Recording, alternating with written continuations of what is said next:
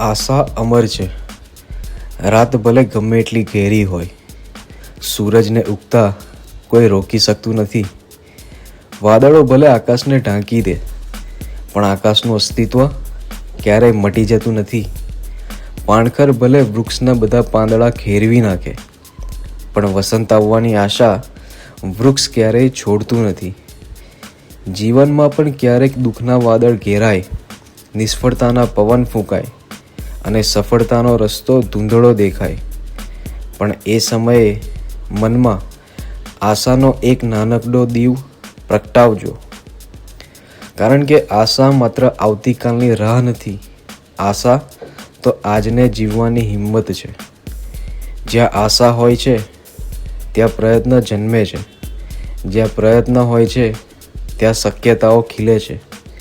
એટલે ગમે તેટલી મુશ્કેલીઓ આવે, મનમાં આકાશના આશાનો સૂરજ ક્યારેય અસ્ત ન થવા દેશો.